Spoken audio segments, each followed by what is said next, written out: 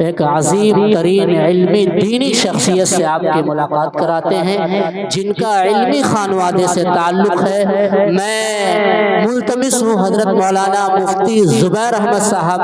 Nadwi director دارالقضا آل India Muslim personal لا board سے کہ حضرت تشریف لائیں اور اپنے مواعظ حسنہ سے ہم سامعین کے قلوب کو محظوظ فرمائیں۔ استقبال ہے حضرت کا اس شعر کے ساتھ کہ ظالم یہ چاہتا ہے کہ قرآن چھوڑ دیں، ظالم یہ چاہتا ہے کہ قرآن چھوڑ دیں، گھبرا کے ہم رسول کا فرمان چھوڑ دیں، ارے مرنا ہمیں قبول ہے مر جائیں گے مگر ممکن نہیں ہے دولت ایمان چھوڑ دیں۔ بسم اللہ الرحمن الرحیم۔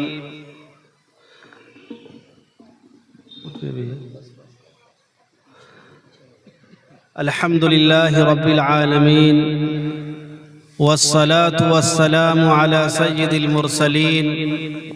محمد وآلہ وصحبہ اجمعین، اما بعد۔ قال اللہ سبحانہ وتعالی فی کلامہ العظیم: اعوذ باللہ من الشیطان الرجیم، بسم اللہ الرحمن الرحیم، انا نحن نزلنا الذکر وانا له لحافظون۔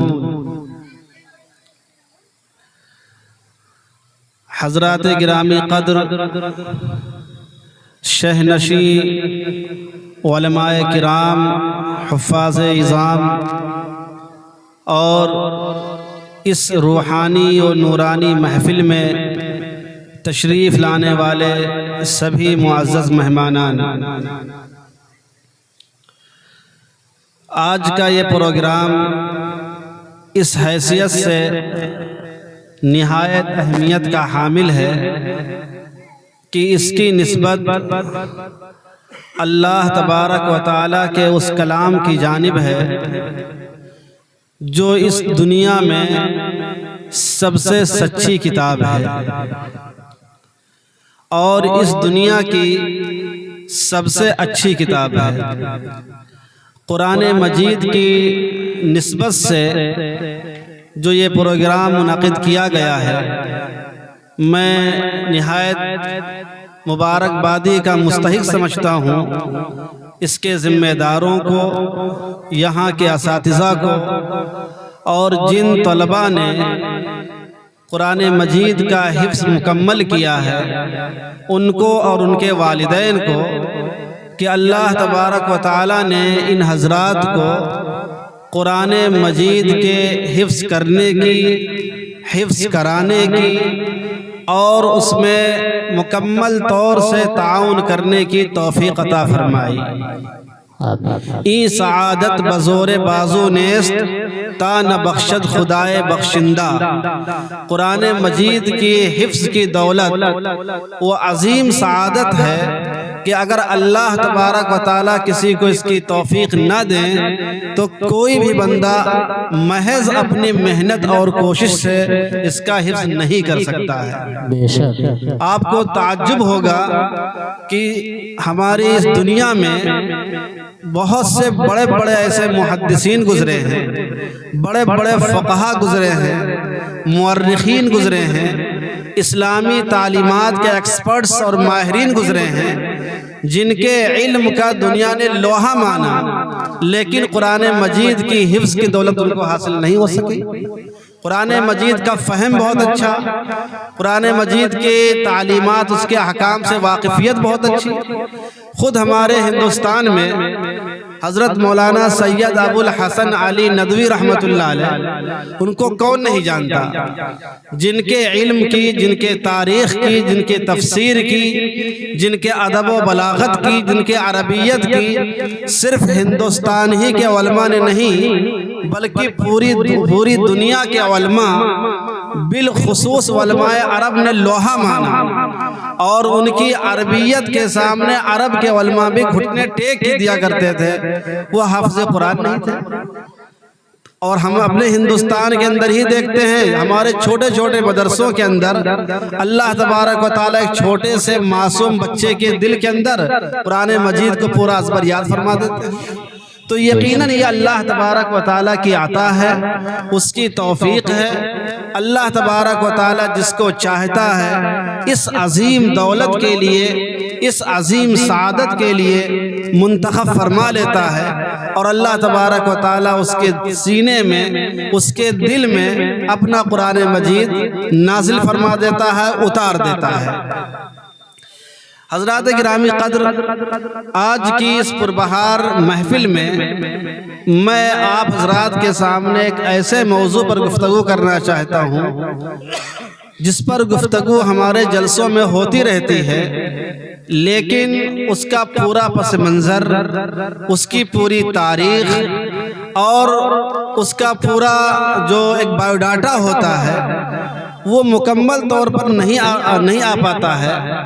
اور مقررین بھی عوام کی رعایت کرتے ہوئے اس پوری تفصیل کو بیان نہیں کرتے ہیں۔ لیکن آج کا جو یہاں پر جلسہ ہے یہ اہل علم کا ہے، فضلہ ہیں، اسی طریقے سے یہاں پر حفاظ کرام ہیں، اور جو طبقہ بیٹھا ہوا ہے دانشور ہے، باشعور ہے۔ اس لیے میں چاہتا ہوں کہ اس پورے موضوع کو بیان کروں۔ قرآن مجید نے جو آیت اپنی حفاظت کے سلسلے میں فرمائی ہے وہ اللہ تبارک و تعالیٰ نے فرمایا اِنَّا نَحْنُ نَزَّلْنَا الذِّكْرَ وَإِنَّا لَهُ لَحَافِظُونَ، ہم نے ہی اس قرآن مجید کو نازل کیا ہے اور ہم خود اس کی حفاظت کرنے والے ہیں۔ اللہ تبارک و تعالیٰ نے قرآن مجید کو نازل فرمایا اور اس کی حفاظت کا خود اللہ تعالیٰ نے ذمہ بھی لے لیا ہے۔ اب ہم کو یہ دیکھنا چاہیے کہ اللہ تبارک و تعالیٰ نے اپنے اس قرآن کی حفاظت کیسے فرمائی، اللہ تعالیٰ نے اس کا انتظام کیا فرمایا، اور کیا طریقہ کار سے اللہ تعالیٰ نے اس قرآن کو قیامت تک کے لیے محفوظ فرما دیا۔ سب سے پہلی بات یہ ہے کہ اللہ تبارک و تعالیٰ نے جتنی بھی کتابیں دنیا میں نازل فرمائی، جتنی بھی فرامین اور جتنے فرمودات اللہ تعالیٰ نے پیغمبروں کو دیے، ان میں قرآن مجید کی ایک بہت بڑی خصوصیت یہ ہے کہ اللہ تبارک و تعالیٰ نے اسے خود کلام فرمایا ہے۔ دیگر جتنی کتابیں نازل ہوئیں وہ اللہ تبارک و تعالیٰ کا کلام نہیں باضابطہ، اللہ تعالیٰ نے اس کو خود ادا فرمایا ہے، اسی لیے قرآن مجید کو کلام اللہ بھی کہا جاتا ہے کہ اللہ تبارک و تعالیٰ نے اس کو خود کلام فرمایا۔ اور جو چیز اللہ تبارک و تعالیٰ سے خود نکلے، جو چیز اللہ تبارک و تعالیٰ جس کا خود کلام فرمائے، اس کی صداقت میں، اس کی سچائی میں، اس کی اچھائی میں، اس کی حفاظت میں، اس کی سیفٹی میں کوئی شک ہو سکتا ہے؟ اللہ تبارک و تعالیٰ نے پہلا انتظام یہ کیا کہ اللہ تبارک و تعالیٰ نے اپنے اس قرآن مجید کو خود کلام فرما دیا تاکہ قرآن مجید مستند ہو، باسند ہو، اس کے اندر کسی بھی قسم کی گنجائش نہ رہے۔ اور اسی لیے اللہ تبارک و تعالیٰ نے سب سے پہلے پارے کی دوسری سورت کے پہلے ہی آیت میں اللہ تعالیٰ نے ارشاد فرما دیا الف لام میم ذالک الکتاب لا ریب فیہ، ذالک الکتاب لا ریب فیہ، یہ وہ کتاب ہے جس میں کوئی شک نہیں ہے۔ شک کیوں نہیں ہے؟ اس لیے کہ اللہ تبارک و تعالیٰ کا یہ کلام ہے، ومن اصدق من اللہ قیلا، اللہ سے بڑھ کر کسی کی بات سچی نہیں ہو سکتی ہے۔ تو جب اللہ کی بات سچی،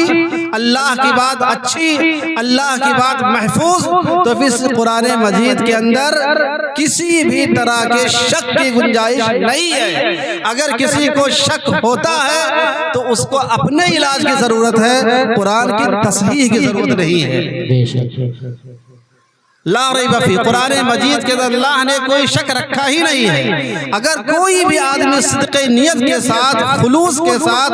عبرت کے ساتھ، محبت کے ساتھ اس قرآن مجید کو پڑھے گا تو اللہ تعالیٰ نے فرما دیا ھدی للمتقین، یہ متقیوں کے لیے ہدایت نامہ ہے۔ تو اللہ تبارک و تعالیٰ نے قرآن مجید کی حفاظت کا پہلا انتظام یہ کیا کہ خود کلام فرما دیا۔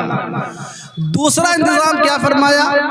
قرآن مجید کو آسمانی دنیا سے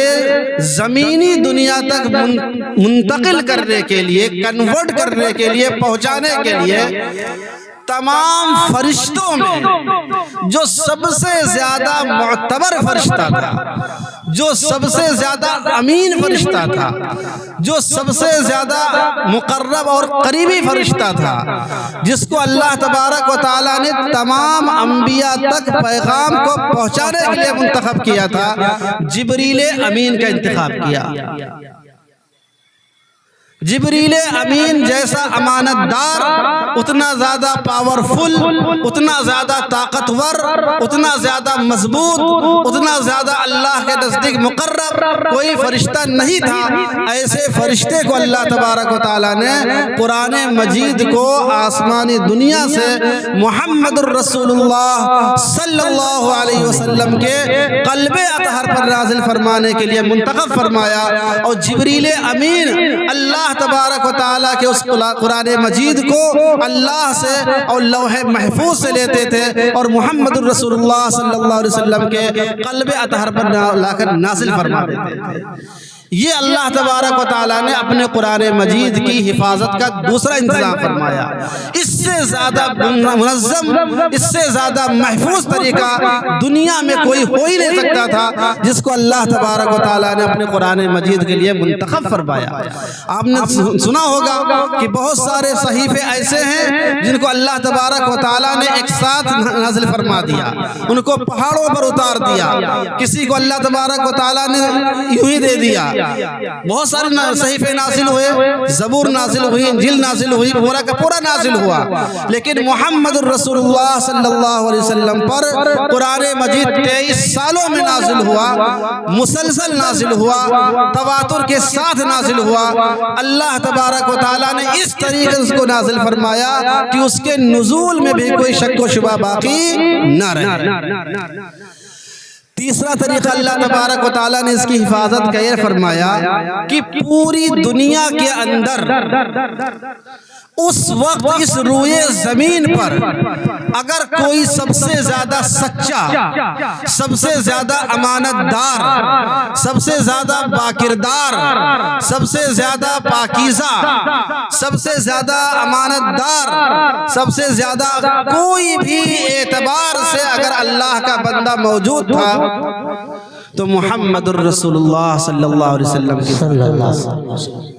اللہ تبارک و تعالیٰ نے اپنی اس قرآن مجید کی حفاظت کے لیے روئے زمین کے سب سے پاک باز شخص کو منتخب فرمایا۔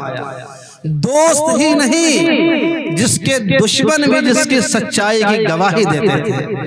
جس کی امانت داری کی گواہی دیتے تھے، جس کے حسن اخلاق کی گواہی دیتے تھے۔ حضور اکرم صلی اللہ علیہ وسلم پر جب پہلی وحی نازل ہوئی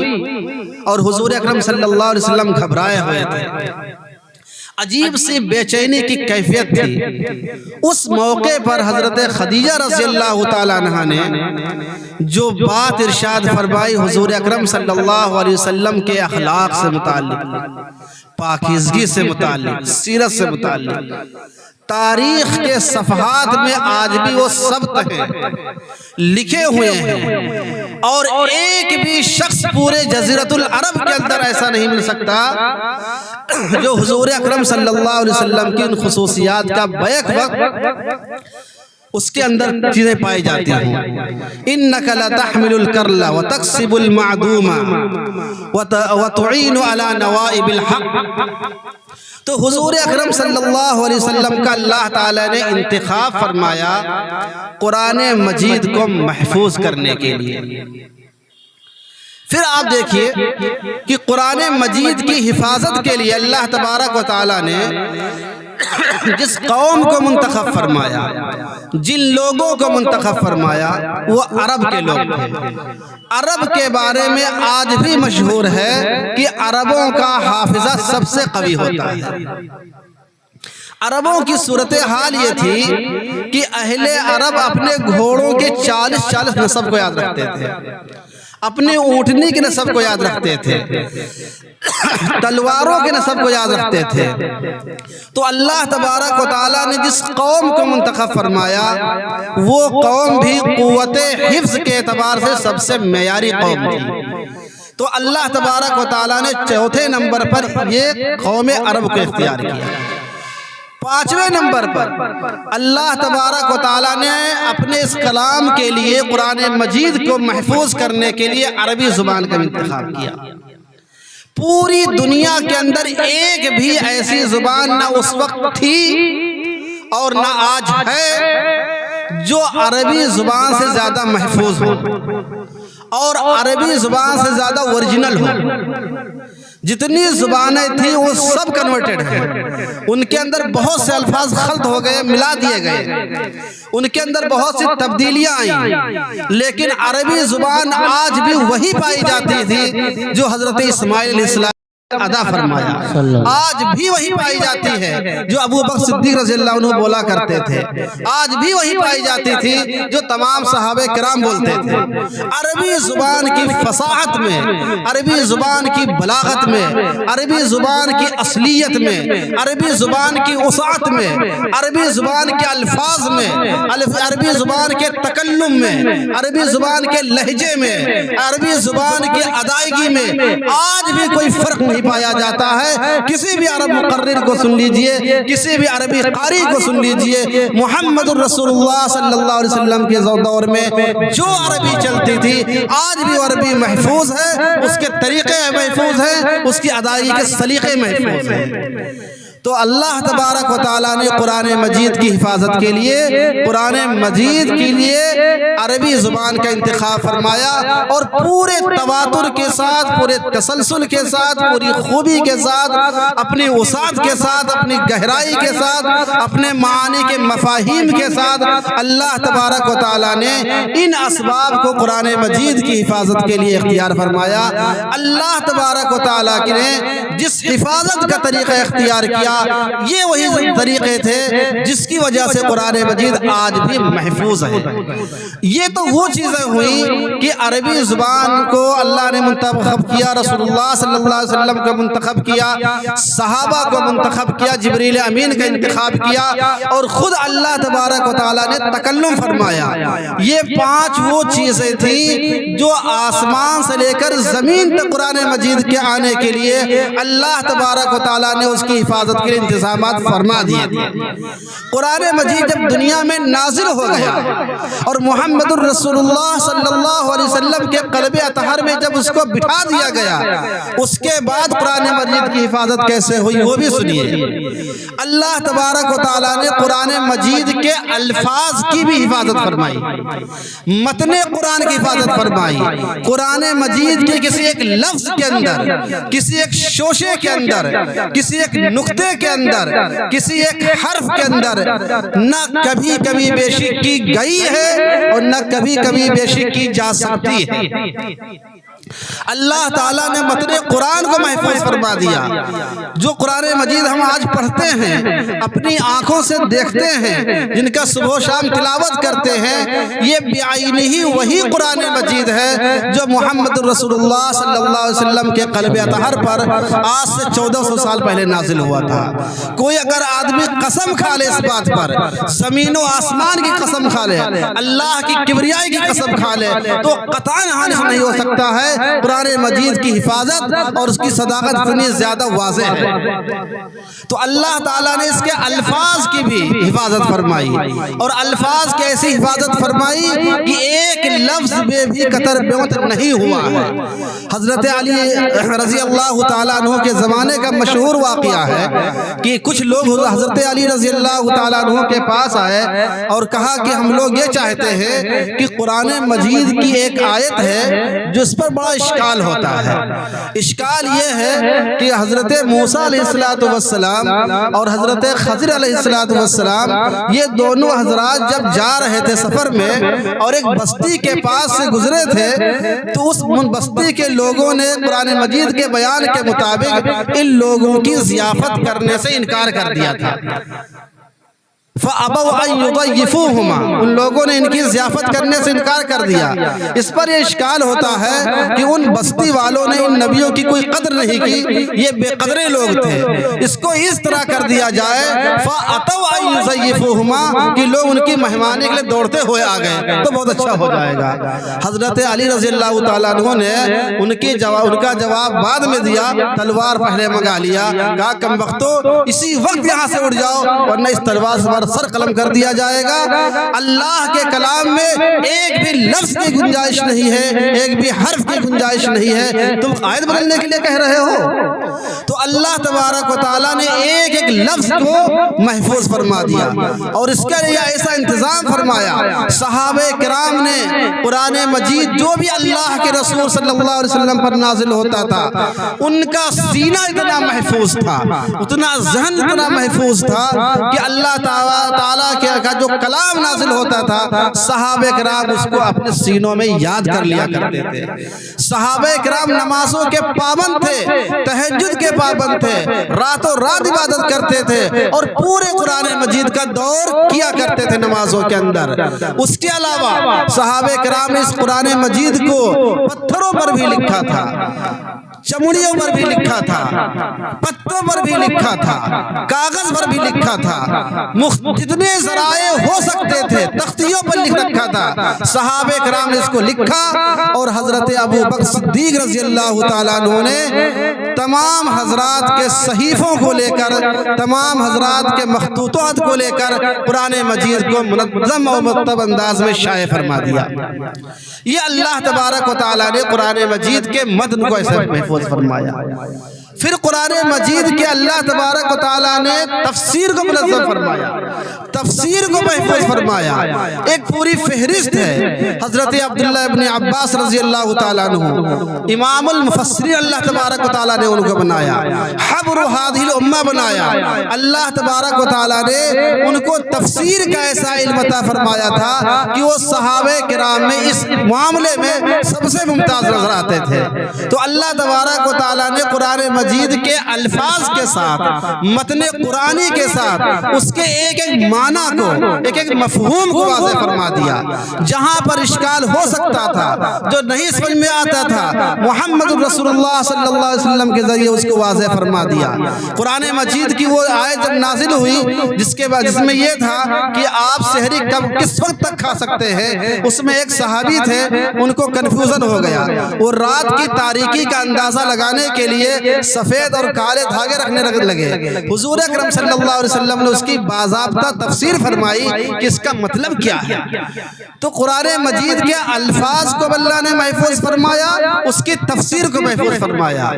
اور تیسرے نمبر پر قرآن مجید کے احکام کو کہ کون سا حکم فرض ہے، کون سا حکم واجب ہے، کون سا حکم نفلی ہے، کون سا حکم سنت ہے، کون سا حکم مستحب ہے، کون سا حکم مکروہ ہے، کون سا حکم حرام ہے، کون سا حکم مکروہ لعینہ ہے، کون سا مکروہ لغیرہ ہے، کون سا حرام لعینہ ہے، کون سا حرام لغیرہ ہے۔ اللہ تبارک و تعالیٰ نے اس کی حفاظت کے لیے ایک ایسا سلسلہ کھڑا کر دیا، ایک ایسا سلسلہ بنا دیا کہ آج بھی امت کے افراد اس امت کے اندر پیدا ہو رہے ہیں اور قرآن مجید اس کے پورے مفہوم کو، اس پورے احکام کو، تمام فرائض کو محفوظ کیے ہوئے ہیں۔ حضرت امام اعظم ابو حنیفہ رحمۃ اللہ علیہ انہوں نے اپنی پوری زندگی قرآن مجید کے اسی شعبے کی حفاظت کے لیے وقف کر دیا۔ حضرت امام مالک رحمۃ اللہ علیہ، حضرت امام شافعی رحمۃ اللہ علیہ،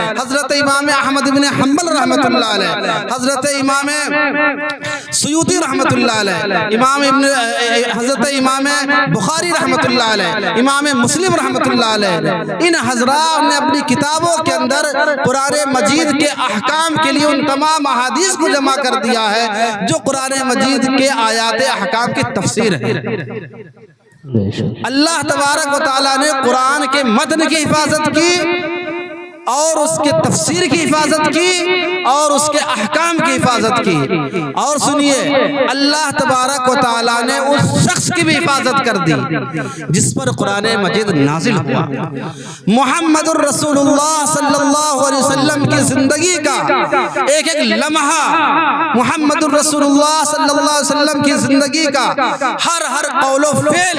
احادیث کی کتابوں کے اندر محفوظ ہے۔ نبوت ملنے کے بعد سے لے کر حضور اکرم صلی اللہ علیہ وسلم کی وفات تک کے جتنی باتیں حضور نے فرمائی، جتنے کام حضور نے فرمائے، جہاں جہاں گئے اور جو کیا، حضور اکرم صلی اللہ علیہ وسلم کی پوری سیرت محفوظ فرما دی، تاکہ کل کو یہ نہیں کہہ سکے کہ جس آدمی پر قرآن مجید نازل ہوا اس کی سیرت محفوظ نہیں ہے تو قرآن مجید کی حفاظت کی بات کیسے کر سکتے ہیں۔ اللہ تبارک و تعالیٰ نے محمد الرسول اللہ صلی اللہ علیہ وسلم کی زندگی کا ہر لمحہ اس طرح محفوظ فرما دیا کہ آپ یقین نہیں مانیں گے۔ حضور اکرم صلی اللہ علیہ وسلم کی زندگی کا یہاں تک محفوظ ہے کہ حضور صلی اللہ علیہ وسلم کے کتنے بال کالے تھے اور کتنے بال سفید تھے۔ دنیا کا کوئی بھی بڑا سے بڑا آدمی کوئی پیش نہیں کر سکتا ہے جس کی زندگی اس قدر محفوظ ہو جتنے محمد الرسول اللہ صلی اللہ علیہ وسلم کی محفوظ ہو۔ حضور اکرم صلی اللہ علیہ وسلم نے کتنے گھوڑے استعمال کیے، کتنی تلواریں استعمال کی، کتنے نیزے استعمال کیے، کتنے غلام تھے، کتنے خدام تھے، اور یہ چھوڑیے محمد الرسول اللہ صلی اللہ علیہ وسلم کے ہاتھ پر کتنے لوگ ایمان لانے والے تھے، کتنے صحابہ تھے، کتنی صحابیات تھی، میدان بدر میں کتنے گئے تھے، میدان احد میں کتنے گئے تھے، خندق کے میدان میں کتنے گئے تھے، اور محمد الرسول اللہ صلی اللہ علیہ وسلم نے کتنی جنگیں لڑی، کہاں پر لڑی، کتنی وسعت تھی، دشمن کتنا تھا، حضور کے صحابی کتنے تھے، ایک ایک چیز محفوظ فرما دیا ہے تاکہ کل کوئی آدمی نہیں کہہ سکے کہ جس پر قرآن نازل ہوا اس کی زندگی محفوظ نہیں تو قرآن کیسے محفوظ ہوگا۔ اللہ تبارک و تعالیٰ نے وہ بھی محفوظ فرما دیا۔ اور یہ سنیے، قرآن مجید کی حفاظت کے لیے جن لوگوں نے قرآن کی حفاظت کی، اللہ تبارک و تعالیٰ نے ان کی سیرتوں کو بھی محفوظ کروا دیا۔ آپ اٹھا کر دیکھ لیے صحابہ کرام کی زندگی پر جو اسد الغابہ نامی کتاب لکھی گئی، التمیز بھی صحابہ جو کتاب لکھی گئی، محمد الرسول اللہ صلی اللہ علیہ وسلم کے 1,25,000 صحابہ کرام، اور ایک روایت کے مطابق 1,40,000 اور ایک روایت کے مطابق 1,50,000 صحابہ کرام کی سیرت ویسے ہی محفوظ تھی جیسے مستند تاریخ کے اندر ہونی چاہیے۔ جن لوگوں نے قرآن مجید کی حفاظت کی، صحابہ کرام کو بھی اللہ تعالیٰ نے ان کی سیرت کو محفوظ فرما دیا۔ اور اس کے بعد جن لوگوں نے قرآن مجید کی آج تک حفاظت کی ہے ان کی بھی سیرتیں باضابطہ محفوظ ہیں۔ امام بخاری کی سیرت دیکھنی ہو، تابعین کی سیرت دیکھنی ہو، تبع تابعین کی سیرت دیکھنی ہو، امام مسلم کی سیرت دیکھنی ہو، امام ترمذی کی سیرت دیکھنی ہو، ابو حنیفہ کی زندگی پڑھنی ہو، امام شافعی کی زندگی پڑھنی ہو، آپ کو ان کی زندگی پر اتنی تفصیلات مل جائیں گی جتنا پوری دنیا کا مشہور ترین آدمی اس کی نہیں مل سکتی ہے۔ آپ کو گاندھی کے بارے میں، نہرو کے بارے میں اتنی تفصیلات نہیں مل سکتی ہے جتنا محمد الرسول اللہ صلی اللہ علیہ وسلم کے ادنا خادم کی زندگی کی تفصیلات مل جائیں گی۔ یہ اللہ تبارک و تعالیٰ کا خدائی انتظام تھا۔ اللہ تبارک و تعالیٰ نے قرآن مجید کے نزول میں اس کو محفوظ کیا، اس کو پہنچانے میں محفوظ کیا، جس سینے پر اتارنا تھا اس سینے کو محفوظ کیا، جن لوگوں کو امت تک پہنچانا تھا ان کی زندگی کو محفوظ کیا اور قیامت تک کے لیے محفوظ کر دیا۔ اور بعض روایتوں کے مطابق حافظ قرآن کے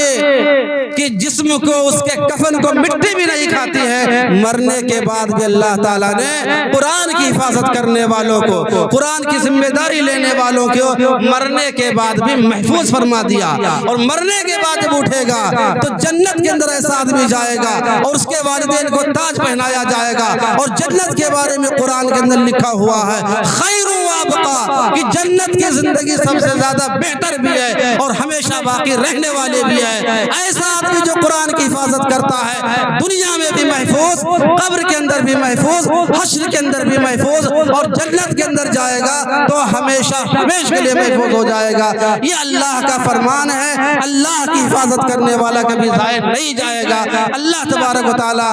ہمیں قرآن مجید کی اس عظمت کو سمجھنے کی کی، اس کی حفاظت کو سمجھنے کی توفیق عطا فرمائے، اور جو باتیں اللہ تبارک و تعالیٰ نے حفاظت کے ذریعے کے بارے میں ہم سے کہلوائی ہیں اس کو سمجھنے کی توفیق عطا فرمائے، اور اللہ تعالیٰ ہمیں اور آپ کو قرآن کا داعی بنائے، قرآن کا شہدائی بنائے، قرآن پر عمل کرنے والا بنائے، اور قرآن کا محافظ بنائے۔ وآخر دعوانا الحمدللہ رب العالمین۔